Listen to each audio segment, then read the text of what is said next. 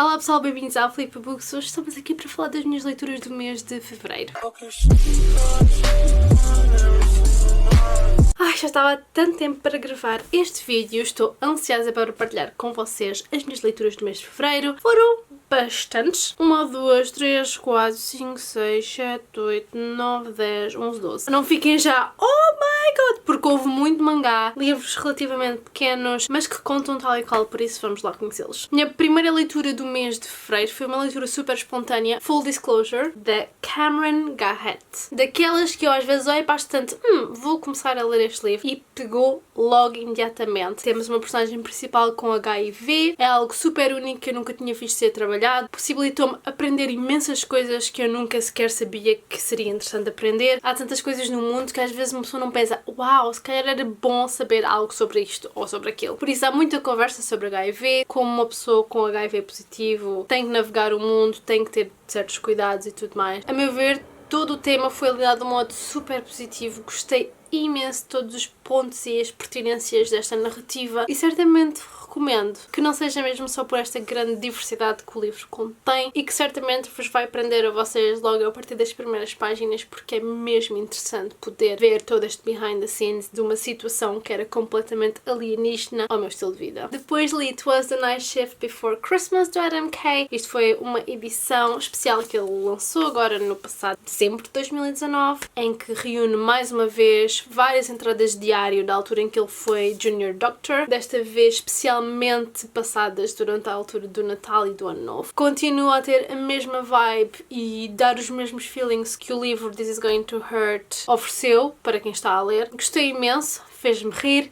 fez-me chorar. Mais uma vez, acho extremamente importante uma partilha tão humana que nos faz simpatizar com quem é médico de uma maneira tão intensa e perceber como as coisas funcionam e ficar indignado como as coisas funcionam. A sério, a vida de quem trabalha no sistema de saúde é irreal, nada humana, não sei como é que é sequer legal médicos, enfermeiros e etc. trabalharem tantas horas de seguida. É horrível, eu não sei como é que as pessoas conseguem levar uma vida assim. Se eu fizer um turno de 10 horas, fico a morrer e nem sequer estou tipo a lidar com situações de vida e morte, tipo nunca. Depois li Kimi ni Todoke. Quem é que escreveu isto? Karusho Shimna. Este livro é sobre uma rapariga super tímida que mal fala com pessoas e que tem um aspecto muito assustador. As pessoas têm medo dela, é um medo irracional. Ela é vista por todos os colegas de escola como uma coisa assim muito para manter à parte. No entanto, ela tem uma aptitude muito positiva, ela só quer fazer amigos e mesmo quando as pessoas são más ou cruéis para com ela dá sempre as desculpas, oh, mas coitados por isto ou por aquilo. É claro, um romancinho em tempos de escola. Foi divertido, não planei continuar. Era algo que eu adoraria há uns anos atrás.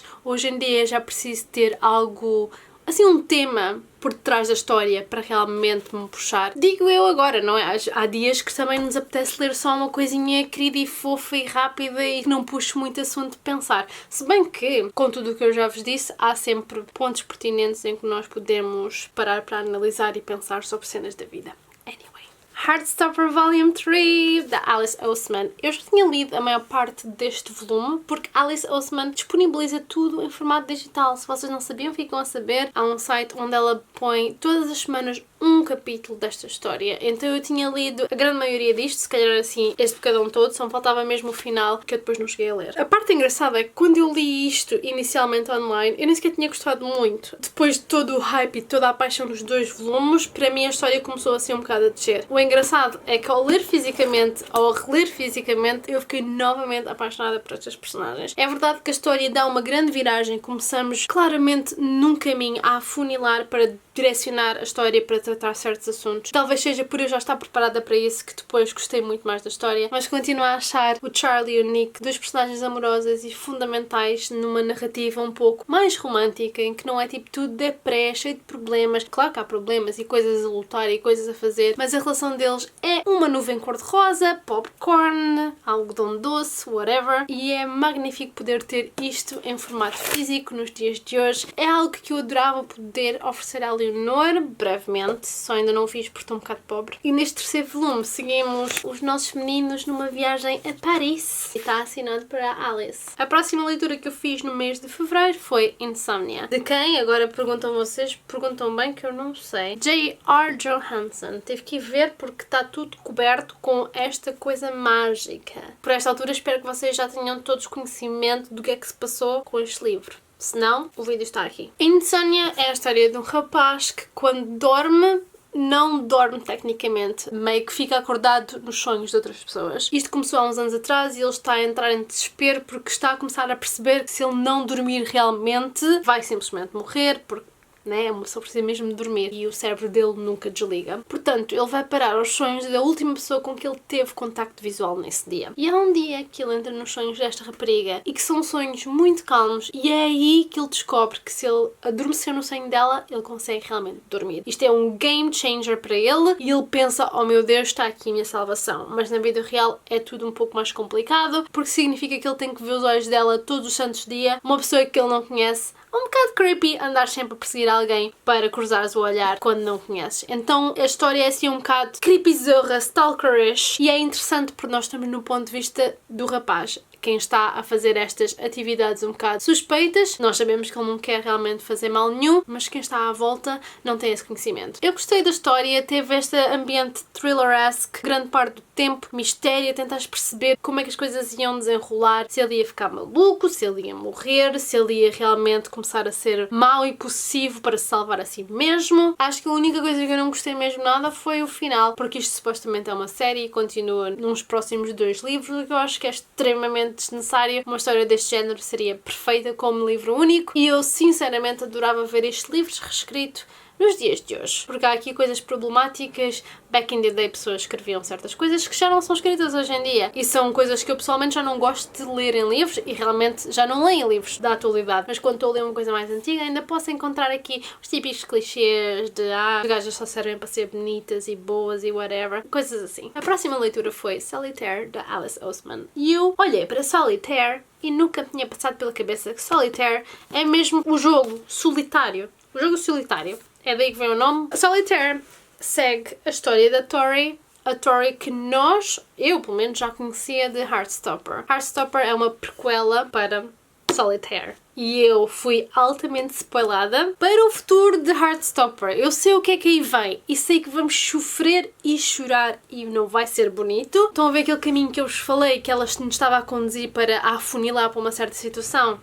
I know what is going to happen because of this one. A Tori é uma personagem muito particular, uma pessoa que não se ambienta bem, não se dá muito bem, que tem crises de ansiedade, gosta de se isolar e tem comportamentos um bocado atípicos do que a sociedade digna normal e se torna muito revoltada com muitas situações e não saber lidar com tantas outras. Há típicas cenas de adolescência, diria, principalmente aquelas drásticas mudanças de humor que muitos de nós passamos por isso. Eu não vou dizer toda a gente, se calhar vocês em adolescentes eram tipo 5 estrelas. Eu fui uma adolescente muito rebelde, com muitas mudanças de humor, com muito, às vezes fazia uma pergunta normal e eu explodia. A Tori tem um bocado disso aqui e eu revi-me na Tori nesse aspecto. Acho que o que eu mais gostei neste livro foi toda a ligação familiar a que nós temos acesso. A relação da Tori com o Charlie é fantástica e também com toda a família. Gosto muito da situação familiar. Quer dizer, mais dos irmãos. Os irmãos são muito queridos. A parte menos positiva, há coisas que não fizeram assim muito sentido. Houve aqui uma cena no final que eu fiquei tipo, what the fuck? Foi estúpido, foi só assim estúpido. Mas pronto, foi o debut, vou dar a desculpa. Há realmente coisas boas aqui pelo meio, pequenas joias, que é isso que eu espero ver evoluir nos próximos livros da Alice Oseman. Não foi wow espetacular, mas ainda assim eu gostei de o ler. Foi em fevereiro que eu finalmente terminei de ler Fullmetal Alchemist. Eu li os últimos 3 volumes da série, terminando assim esta coleção. Eu já falei N vezes deste mangá aqui no canal. É uma história que segue 2 irmãos, o Edward e o Alphonse, que quando eram muito novos tentaram trazer a mãe de volta dos mortos através de um ritual de alquimia que correu horrivelmente mal, tendo graves consequências que até os dias de hoje eles ainda estão a tentar recuperar dessas consequências. Então a história envolve eles a tentarem regressar aos seus corpos originais, envolve eles lidarem com todo o sistema de magia que aqui existe, da alquimia, envolve eles a lidarem com a política do mundo, o governo, com as pessoas menos boas que andam para aqui a tramar sarilhos. É uma história muito humorada e ao mesmo tempo muito séria em certos aspectos. Eu adoro o contraste de uma página estarmos a rir, noutra página estamos com o coração apertado, porque estas personagens são absolutamente fantásticas e esta para mim é uma das histórias da minha vida que eu vou sempre ter no meu coração. Dando seguimento aos mangá, li o primeiro volume de Promised Neverland. Oh my god, I finally did it! Isto tinha que acontecer eventualmente porque demasiado picância, demasiada recomendação aqui pelo BookTube. A Filipa já estava 1000 vezes convencida que tinha que começar esta história e foi agora. Eu fiquei arrebatada com esta história, foi fenomenal. Começa tão inocente e um lacinho à volta do pescoço até que começa a estrangular. É uma série que não é o que parece, não vos vou dizer porquê, mas vou-vos recomendar 1000 vezes a simplesmente pegarem e experienciarem esta história fenomenal. Ok, a próxima leitura. Eu penso que este foi o meu livro favorito do mês. Não é que eu não tenha lido outras coisas mesmo muito boas, mas a experiência de leitura deste livro foi algo fantabulástico. The Toll, de Neil Shusterman, o terceiro e último livro da série Scythe. Muitos de vocês certamente já ouviram falar na série. É um mundo utópico onde já não há pobreza, onde já não há doença, onde as pessoas já não morrem. E por causa disso foi necessário criar uma sociedade de Scythes, que são as pessoas responsáveis por matar pessoas na tentativa de controlar a população do planeta. Esta conclusão, para mim, foi fenomenal. Já vi pessoas a queixarem-se disto e isto, que é longo demais, que empata muito ali, que empata muito aqui, mas para mim foi prazeroso do início ao fim. Eu gosto do tempo que o autor demora a chegar às situações. Acho que as personagens dele são fabulosas, a maneira como elas são conduzidas é fabuloso, os temas abordados neste livro são fabulosos. O rematar desta história foi espetacular, para mim foi a coisa mais lógica. Adorei o ponto onde começámos, o picância que o autor fez com as coisas que vinham para o futuro, que nós sabíamos que eventualmente tinham que chegar e que foram sendo picadas ao longo da história toda, e achei verdadeiramente que foram trazidas na altura certa, com o impacto certo. A finalidade dada a cada personagem foi brutal. Eu adorei este livro. Adorei, amei este livro. Estou super contente de ter terminado a trilogia e estou com tantas saudades deste livro, só quero reler.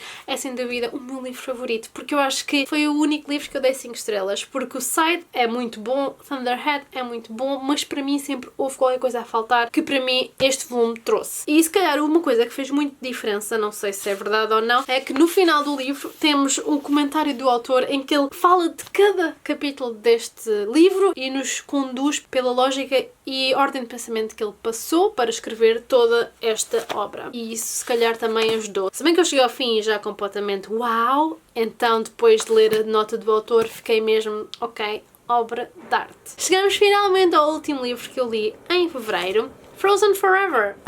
Este é um picture book para crianças, mas eu não consegui resistir quando vi na loja de caridade. Foi para aí dos últimos livros que eu cheguei a comprar. É muito fofo, com uma situação assim muito simples, umas aventuras destes personagens que nós todos conhecemos. E eu fiquei rendida porque achei o desenho muito bonito. Adoro a maneira como a Ana e a Elsa estão desenhadas e todos mais. Para mim está tipo muito autêntico e muito fixe. E pronto, eu li esta coisinha pequenina e gostei bastante. Estão aí então os 12 livros lidos no mês de fevereiro. Obrigada por assistirem a este vídeo e nós vemos no próximo. Goodbye!